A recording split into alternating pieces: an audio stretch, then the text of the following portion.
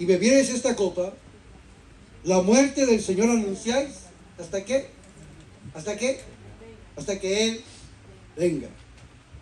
Otra vez. Así pues, todas las veces que comiereis este pan y bebiereis esta copa, la muerte del Señor anunciáis hasta que Él venga. Diga, el Señor viene. Diga, el Señor viene. El Señor viene. No le oigo, hermano. El Señor viene. Como que no mucho así, ¿verdad? Bien. Siempre, hermano, me gustan estos temas. Y recuerde que el domingo les dije que le estaba pidiendo al Señor para tener un tema escatológico de los eventos que vienen. Y estamos en los tiempos tan difíciles en que la apostasía y la incredulidad está entrando al corazón de muchos creyentes. ¿Verdad que sí? Hay muchos creyentes que ya su corazón ya no saben a quién creer. Y no saben a quién creerle. Fíjense, no saben qué creer ni a quién creerle. Porque por la mucha sabiduría que Dios, gracias, que el Señor ha dado a algunos hombres de Dios y mujeres, también han tergiversado la palabra del Señor. Y esa es la razón por la cual hay mucha frialdad en el corazón de nosotros y hay mucha incertidumbre.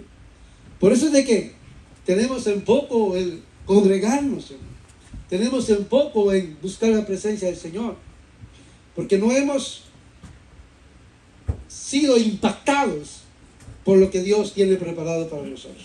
Pero fíjense, en la Santa Cena hay dos eventos que se anuncian: la muerte del Señor Jesús y la venida de Cristo Jesús. Entonces, a veces, decía el domingo y lo vuelvo a repetir, debemos de tomar la Santa Cena sabiendo lo que estamos haciendo.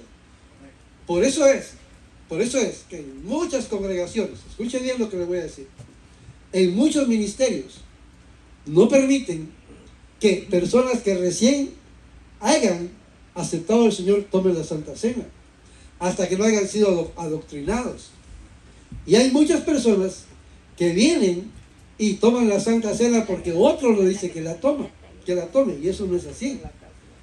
La Santa Cena es algo tan estricto, tan especial, que todos nosotros deberíamos de ser correctos a la hora de beberla. Pero eso no quiere decir que no la vayamos a beber, ¿verdad? Sino que debemos de prepararnos para beberla. Tenemos un mes para pedir perdón. Bien, pero hay algunos aspectos aquí que vamos a ir viendo en el transcurso del tiempo. ¿Por qué? Porque estamos, como les decía, en los tiempos de la apostasía, de los tiempos de los falsos maestros, del tiempo de los falsos profetas. Y es que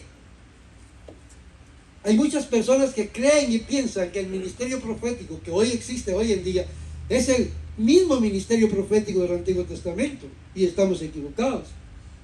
¿Por qué? Porque la Escritura claramente dice que le debemos de poner como una antorcha que alumbra más diligencia a la palabra profética más segura, que es la palabra de Dios.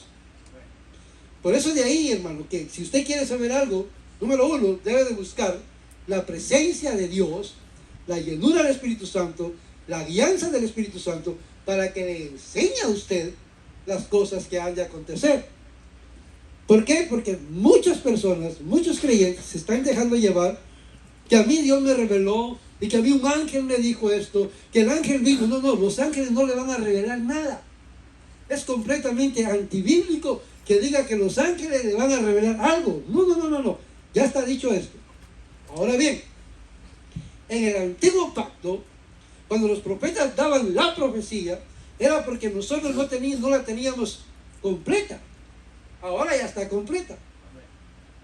Ahora si usted mira ahí, dice el apóstol, si un ángel viene, si una carta de nosotros, si alguien viene de otro lado, no le crean.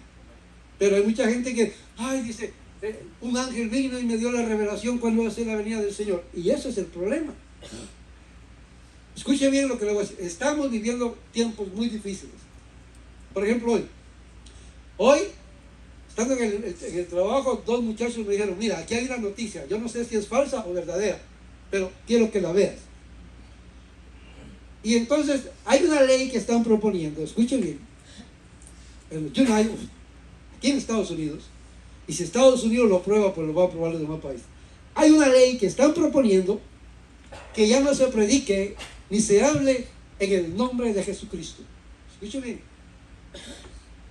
Entonces la Biblia, cuando nosotros miramos la Escritura, dice, en aquel tiempo se van a amontonar muchos maestros conforme sus concupiscencias, y muchos tendrán comezón de oír, pero no hay quien les predique. ¿Por qué? Porque si pasa la ley, no sabemos cuándo, si en realidad va a suceder, ya no va a poder decirle a usted, a ninguno, Cristo te ama, porque lo va a demandar por acoso religioso. Escuchen bien, yo soy profeta, solamente le estoy diciendo lo que ellos me enseñaron en eso. Entonces aproveché el momento para explicarles lo que es el Evangelio de la salvación en Cristo Jesús. Aproveché para explicarles lo que es la venida de Cristo, lo que es el rapto y lo que es la gran tribulación. Aproveché para decirles en pocos segundos lo que es el 666 y cuando usted y yo ya no vamos a poder comprar, ni comer, ni vender. Entonces, esas personas se quedaron así como, oye, ¿y por qué hay muchos cristianos evangélicos que no lo creen? Pues, eso yo no lo sé, ¿verdad? Y hermano, resulta de que cuando todas estas cosas empiecen a suceder, la Biblia dice claramente que la venida de Cristo está cerca. Diga, la venida de Cristo está cerca. Ahora bien, el año pasado, recuerda usted que dijeron que para el 23 de septiembre del 2023 iba a venir Cristo, ¿verdad? No vino. Hoy en día, a través de la numerología, ellos quieren sacar y dicen que para el 18 de septiembre de este año viene Cristo. Es el rapto de la iglesia. Y para mayo, para mayo del 2028, viene Cristo otra vez de regreso a reinar sobre la faz de la tierra. Eso quiere decir que ya estamos en la gran tribulación. Si usted mira, ellos dicen que del 2021 ya empezó la gran tribulación y estamos en los primeros 3 años y medio de la gran tribulación. Yo le digo, si esto fuera la gran tribulación, como dijo un hermano, estamos en la gloria, hermanos. Ahora, si usted va creyendo esas mentiras garrafales, que porque es un apóstol, o porque es un reconocido maestro, o porque Dios, un ángel se lo reveló, o porque el mismo Dios se lo reveló, entonces estamos cayendo de que Dios se contradice a sí mismo. Pero la Biblia dice que Dios no es hijo de hombre para que mienta, ni hijo de hombre para que se arrepienta. Entonces Dios no se contradice, porque Dios es un Dios de orden. Lo que Él dijo ya está establecido. Hay palabras, hermano, que nosotros debemos de corregir. Dios no profetiza. Dios no da profecía. Él dice lo que va a hacer. Jesús tampoco profetizó. Él dice lo que va a hacer y así va a ser. Ahora, ¿por qué digo yo que no profetizan? Porque Él es el Padre, está el Padre, el Hijo y el Espíritu Santo, y los tres han dado las características de los últimos tiempos. Entonces, ellos no profetizan, ellos lo establecieron, así lo dicen y así va a ser. Ahora bien, eso quiere decir, hermano, que usted tiene que, ¿verdad? Yo le digo al que cree esas mentiras, tiene mayo, junio, julio, agosto, septiembre, tiene 5 meses para que se convierta de corazón al Señor y se vaya con Él. Fíjense bien, esas son las grandes mentiras que van a pasar. Pero cuando usted le pregunta a estos hombres y mujeres, ellos dicen, si no sucede el rapto el 18, yo me voy a ir de vacaciones a España o a las islas, a Hawái y todo eso, ya escudándose en algo que no va a suceder. ¿Por qué? Porque la Biblia claramente enseña y dice que no es revelado a nadie el día ni la hora en que va a venir. Ellos se excusan y toman muchos pasajes y parece que lo van a convencer a usted. Pero aquel que está cimentado en el conocimiento de la palabra de Dios no lo va a mover Nadie os perturbe o conturbe en vuestra manera de pensar en cuanto a la venida del Señor Jesús. Bien, yo les digo todo esto para que no ande ahí confundido, ¿verdad? Ahora, lo que sí enseña la Escritura es que debemos de prepararnos para la venida de Cristo, ¿verdad que sí? Cristo lo enseñó, el Señor Jesús lo enseñó, puso el ejemplo de las parábolas de las 10 vírgenes, puso el ejemplo de los obreros, de los buenos servidores y los malos servidores, puso el ejemplo, hermano amado, de así como el ladrón llega a una casa. Imagínense todos los ejemplos que puso, y nosotros solamente nos dice, es que fue una parábola, hermano. Es que esa es la sinfonía, no sé qué, que esa es la literatura. No, un momento. De alguna manera, en nuestra falta de sabiduría, conforme a la sabiduría de Dios, que no podemos entender, tomó las figuras para que nosotros vayamos comprendiendo que debemos de estar preparados porque no sabemos en qué momento va a venir. Fíjese bien. Bien. Entonces vamos a hablar, ya hablé mucho, la muerte. Cuando nosotros hablamos acerca de la muerte de Cristo, tenemos que estar completamente seguros que Él murió en la cruz del Calvario. No le van a creer a alguien, a un teólogo que está sabiendo que Cristo no murió en la cruz, sino que lo apuñalaron y ahí murió en el aposento, donde estaban bebiendo la copa. Y hay mucha gente que lo cree. Hay mucha gente que dice que no murió en una cruz, sino que murió en esto y lo otro. Y hay mucha gente que lo cree. Están negando la muerte de Cristo. Al negar la muerte de Cristo, están negando la resurrección de Él y están negando la salvación en Cristo Jesús, Señor nuestro. Y son creyentes. Eso es lo peor. Que son hermanos en Cristo. Y ellos dicen tener toda la verdad. Bien, la muerte. Número 1, ¿qué nos trae la muerte de Cristo? La reconciliación. Diga, la reconciliación. Romanos capítulo 5. Tengo un buen tiempo. No se me vaya a dormir, hermano. Romanos capítulo 5. Dice la Escritura entonces, verso 8 al 11, dice: mas Dios muestra su amor para con nosotros, en que siendo aún pecadores, antes, cuando éramos pecadores, ahora también pecamos, pero tenemos a Cristo para que nos limpie de todo pecado, siempre y cuando no sea deliberadamente. Cristo murió por nosotros. Pues mucho más, estando ya justificados, ¿en qué? ¿En qué? ¿En qué? En su sangre. Por Él seremos salvos ¿de qué? De la ira. ¿Cuál ira? La ira de Dios. ¿Cuál es la ira de Dios? En el día de la ira de Dios. ¿Cuál es el día de la ira de Dios? La gran tribulación. Así de sencillo. Porque si siendo enemigos fuimos ¿qué?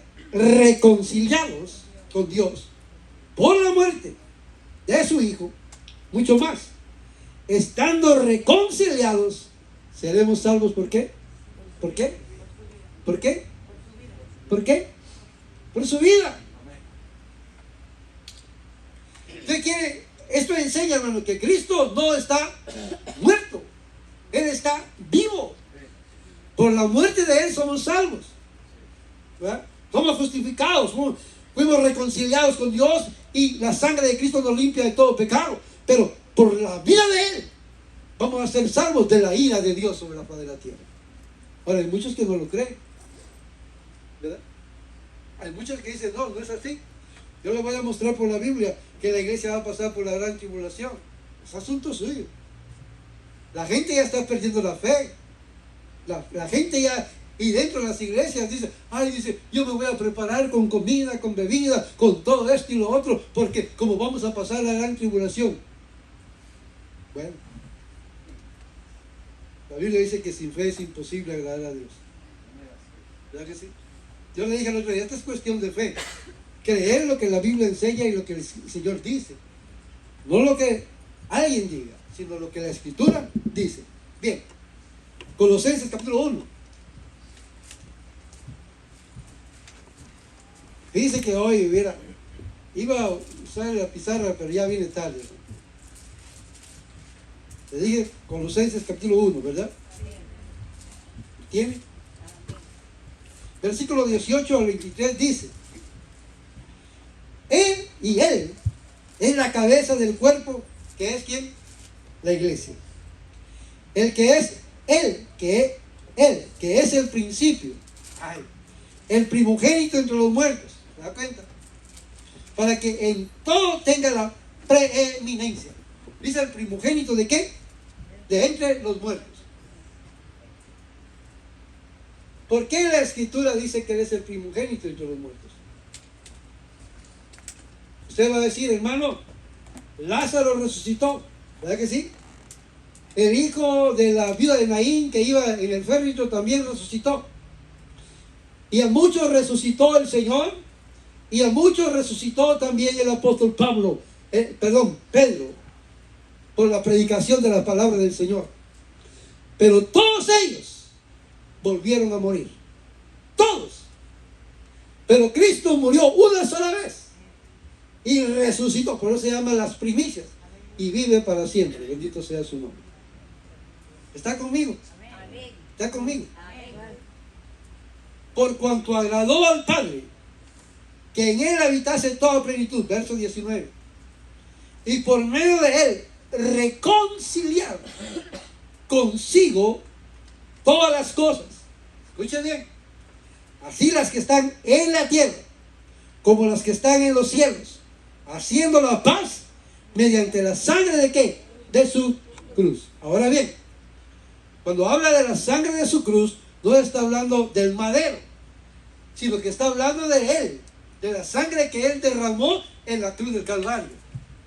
Por eso es que cuando usted y yo escuchamos los cantos, y hay muchos ministerios que no están de acuerdo con la letra de los cantos, porque hay un canto que dice así: fue su cruz la que me salvó, ¿verdad que sí? Nosotros lo cantamos también. Y cuando nosotros nos referimos a eso y lo cantamos, no nos estamos refiriendo al madero, sino a la sangre de Cristo que fue derramada en el madero. Eso es muy diferente. Bien, lo aclaro, ¿verdad? Y a vosotros también, que erais en otro tiempo extraños y enemigos en vuestra mente, haciendo malas obras, ahora os ha reconciliado. ¿Cuántos estamos reconciliados? En su cuerpo de carne, por medio de ¿qué? De la muerte, para presentaros santos y sin mancha e irreprensibles delante de Él. Imagínense lo que el Señor hace. Nos presenta santos, o sea, apartados, sin mancha e irreprensibles delante de Él. Si en verdad, ahora está ahí la pregunta, si en verdad permanecéis fundados y firmes en la fe y sin moveros de la esperanza del evangelio que habéis oído. ¿Cuál es el evangelio que ha oído? Habiendo oído la palabra de verdad, el evangelio de nuestra salvación, y habiendo creído en él. ¿Verdad que sí? Bien. El cual se predica en toda, aleluya, escuche bien, en toda la creación que está debajo del cielo, del cual yo, Pablo, fui hecho ministro. ¿Se da cuenta? Maravilloso, ¿verdad? Esta es la reconciliación que Cristo hizo en la cruz.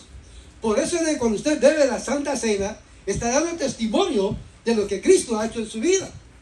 Cuando no participa de ella, acuérdense que la Escritura dice que tenemos una grande nube de testigos. Y somos espectáculo. Eso es lo que no aprendemos, ¿verdad? Número 1. El primero que nos observa es Cristo Jesús. Él nos está viendo. El segundo que nos observa es Satanás y los demonios. Nos está viendo. Los terceros que nos observan es la iglesia del Señor. ¿Por qué no toma la Santa Cena? Porque, ay hermano, es que estoy mal. Entonces, póngase a cuentas con el Señor y participe de algo tan maravilloso que es la Santa Cena del Señor. Bien, 2 Corintios, capítulo 5, versículo 18. Y voy a ver el versículo 17, ¿verdad? De modo que si alguno está en Cristo, ¿qué es? Las cosas viejas pasaron, y aquí todas son hechas, ¿qué? Nuevas. Y todo esto proviene ¿de quién? ¿De quién proviene? ¿De quién proviene? ¿De quién? De Dios,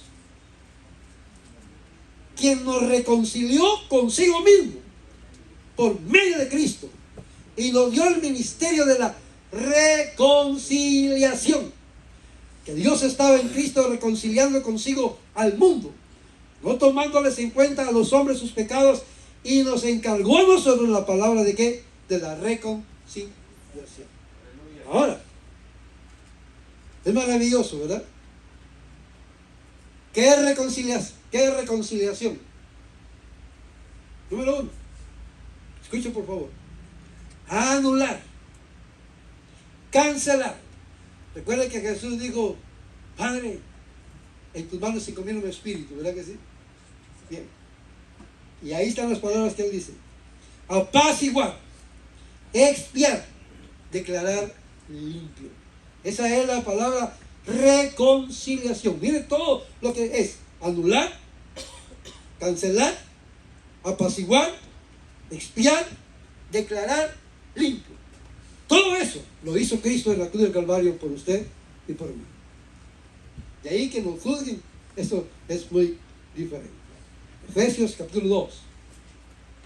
Voy como a 100 por hora, ¿verdad? Efesios capítulo 2, versículo 11. Por tanto, acordaos de que en otro tiempo vosotros los gentiles, en cuanto a la carne, eran llamados sin circuncisión por la llamada circuncisión hecha con mano en la carne. En aquel tiempo estabais sin Cristo, alejados de la ciudadanía de Israel y ajenos a los pactos de la promesa, sin esperanza y sin Dios en el mundo. Pero ahora en Cristo Jesús, vosotros que en otro tiempo estabais lejos, habéis sido hechos cercanos por la sangre de Cristo, porque Él es nuestra paz, que de ambos pueblos hizo uno, derribando la pared intermedia de separación, aboliendo en su carne las enemistades, la ley de los mandamientos expresados en ordenanzas, para crear en sí mismo de los dos un solo y nuevo hombre, haciendo la paz, y mediante la muerte, aquí dice la cruz, mediante su muerte en la cruz, reconciliar con Dios en un solo cuerpo, matando en ellas las enemistades. Hermano, esto es maravilloso cuando uno se da cuenta de que el Señor nos ha reconciliado y de que nos ha salvado, ¿verdad? Diga, esto es maravilloso. O sea, somos declarados limpios. Amén. Pero también significa cambiar mutuamente, componer o arreglar una diferencia. Pero reconciliar quiere decir perdonar totalmente. Eso es reconciliar. Totalmente. ¿Cuántos hemos perdonado totalmente? Dios nos ha perdonado. ¿Cuántos nos ha perdonado totalmente? ¿Cuántos hemos perdonado totalmente? ¿Qué es perdonar? Olvidarse por completo de las ofensas, ¿verdad? El hermano Fernando nos ha explicado todo eso y no vamos a entrar ahora en esto, ¿verdad? Pero esto es perdonar. O sea, Cristo Jesús nos perdonó, y a Él, al habernos perdonar, entonces Dios también nos ha perdonado. ¿Cuántos dicen amén? Mira lo que dice la Escritura entonces. Hebreos. Y aquí está el asunto.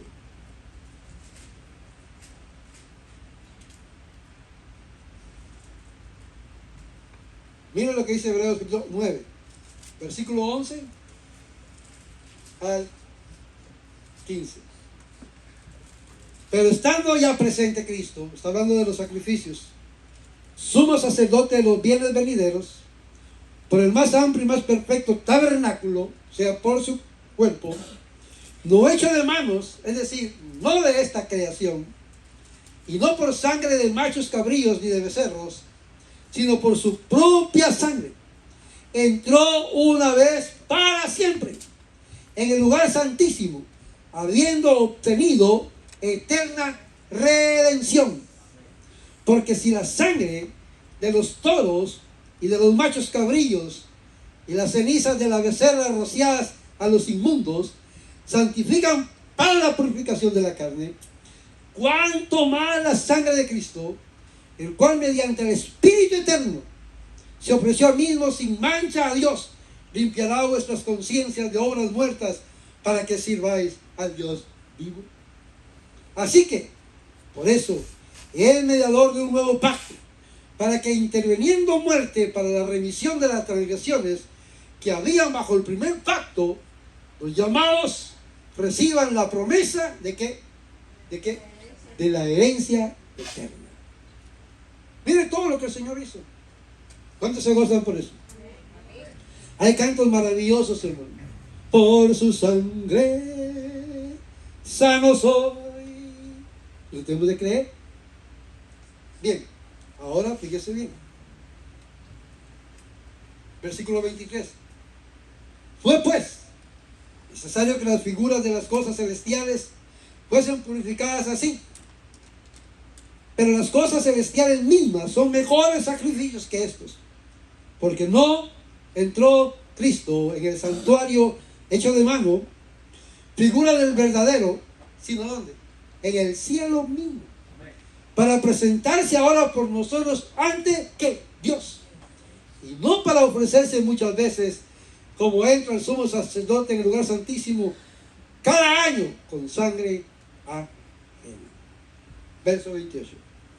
Así también Cristo fue ofrecido una sola vez para llevar los pecados ¿de cuántos? De muchos, pero no de todos. O sea, hermano, esto está serio. Nosotros queremos que todo el mundo sea salvo y es el deseo de Dios. Pero claramente dice la Escritura que aquel que no cree en Cristo ya es condenado. Y llevar los pecados de muchos y aparecerá por segunda vez sin relación con el pecado para salvar a los que esperan en Él. ¿Cuántos le esperan? ¿Cuántos le esperan al Señor? ¿Cuántos esperan al Señor? Aleluya. Bien. Ahora escuche bien. Ya que todo esto es maravilloso, ¿verdad? El Señor hizo todo por nosotros. Pero está en usted y en mí buscar la santificación. Está en usted y en mí buscar apartarnos de todo mal. ¿Sabe por qué? Mire las consecuencias que acarrean el no hacer la voluntad de Dios en cuanto a buscar la santificación de nuestra vida. Capítulo 10, ahí mismo, de Hebreos, versículo 26 al 31. Esto está serio, maravilloso, ¿verdad? Pero escuchen bien. ¿Por qué?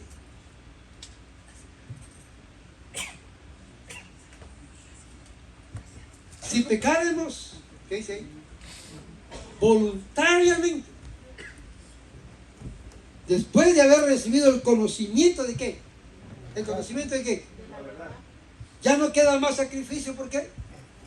Por los pecados. Esto está terrible, hermano. ¿Verdad que sí? Porque nosotros queremos, hermano, mire, le voy a decir esto, no se va a sentir mal. Si el hermano Otoniel, yo pues, tiene el conocimiento, porque es el conocimiento de la verdad, ¿verdad?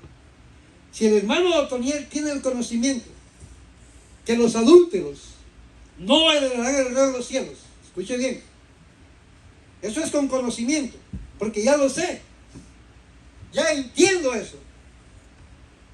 Pero el hermano Otoniel se consigue otra cholca igual que yo.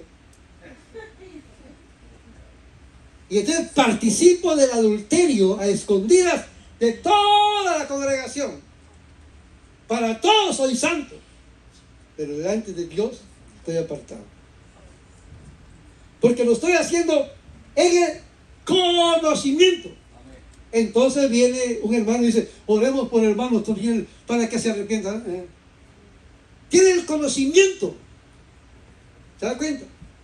Y solamente el Espíritu de Dios Y Dios mismo va a tratar con esa persona para que vuelva. Pero para volver tiene que dejar a la desmuelada. Porque si sigue con la desmuelada, no está haciendo nada. ¿Sí me explico? Es que esto es terrible. Entonces, vamos a ponernos un poquito más suave, ¿verdad? Dice la escritura, no robarás, ¿verdad? Así dice, ¿verdad? Y a nosotros también nos dice que no robemos. Pero resulta que le robamos tiempo y horario a nuestros patrones. No se da cuenta. Lo estamos haciendo con conocimiento. Pero también la escritura dice, hermano, cualquiera pues que mirare a una mujer, a la mujer del prójimo, y la deseare en su corazón, de cierto les digo que ya que adulto, está que terrible, hermano. Este es que conocimiento. Por eso de que Pedro le dice a Jesús, oye Jesús, tú eres tu palabra, ¿quién se va a poder mantener en pie? Y mira que todos están leyendo. Jesús se le cae a Pedro, Pedrito, ¿te quieres ir tú también? Y él, no, pues ¿a dónde me voy a ir? Si solamente tú tienes palabras de vida eterna. Pero hay mucha gente que sale corriendo a las congregaciones.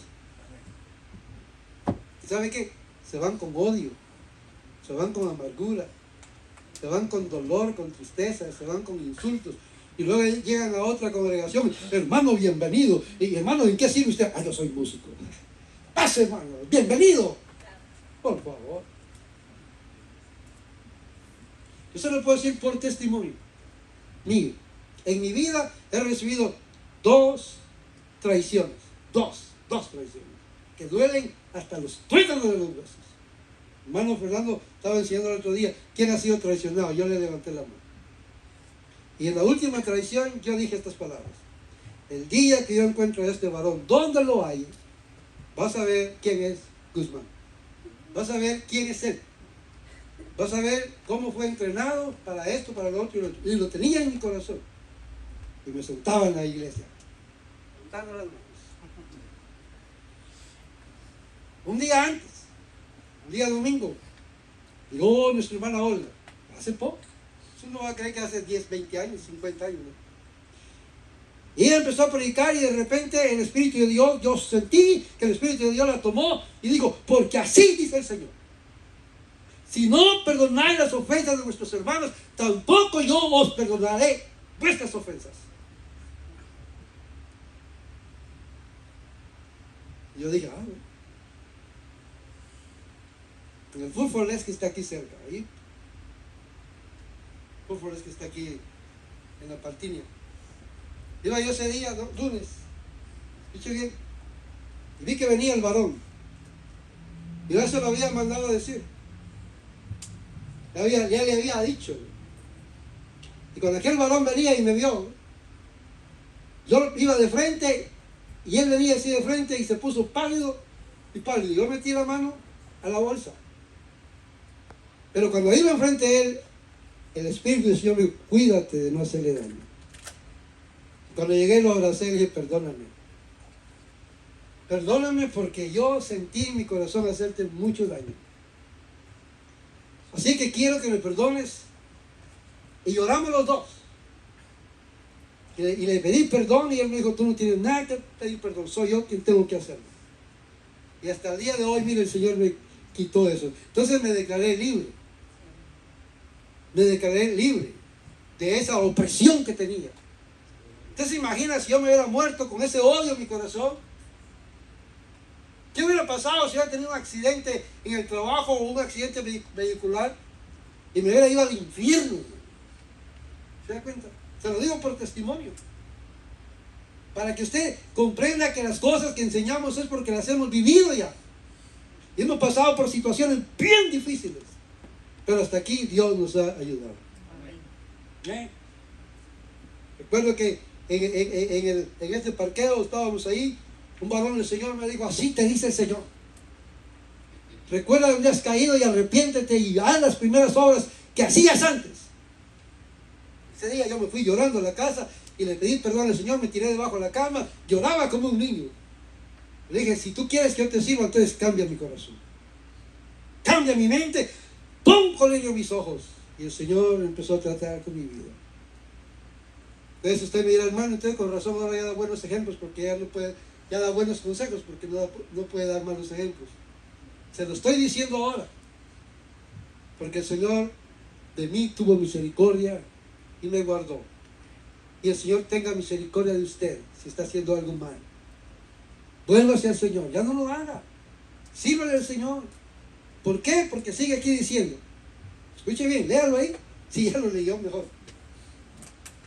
Sino una horrenda expectación de juicio y de hervor de fuego que ha de devorar a los adversarios. El que viola la ley de Moisés por el testimonio de 2 o 3 testigos muere irremisible. ¿Qué? Mente. ¿Cuánto mayor castigo? Voy a terminar. ¿Pensáis que mereciere el que pisoteare al Hijo de Dios y tuviere por inmunda la sangre del pacto, en el cual fue santificado, e hiciere afrenta al Espíritu de gracia?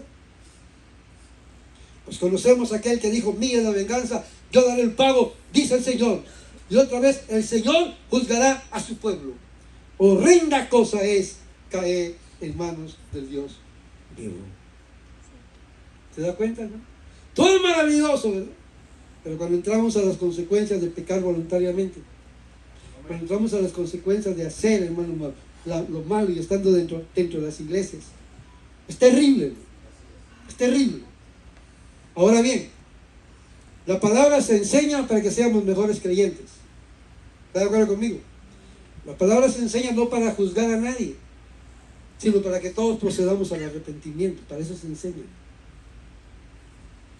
La palabra no nos manda a nosotros para elegirnos por jueces en contra de nadie, porque no vaya a ser que nosotros mismos estemos haciendo esas cosas y nos estemos condenando a nosotros mismos, según lo que dice la Escritura en Romanos capítulo 2. Por eso es que hay que tener mucho cuidado. No señale al hermano cuando esté mal. Hay que orar por él y pedirle al Señor que tenga misericordia de él, que lo levante de ese fango cenagoso del pecado en el cual pueda estar. Porque quizás usted y yo ya pasamos por ese periodo y Dios tuvo misericordia y nos levantó, y ahora le servimos al Señor.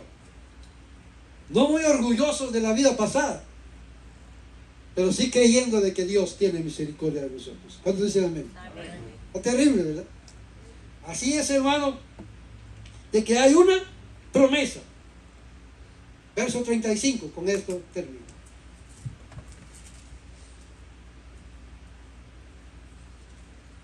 No sabemos cómo vivimos nosotros, cómo vive usted, cómo vivo yo, ¿verdad? Y tampoco lo queremos saber para tener la libertad de predicar el Evangelio.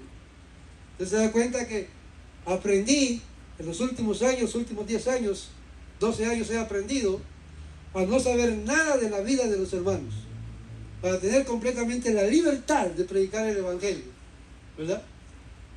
Ahora bien, dice la Escritura entonces, ahí, verso 35 de Hebreos 10.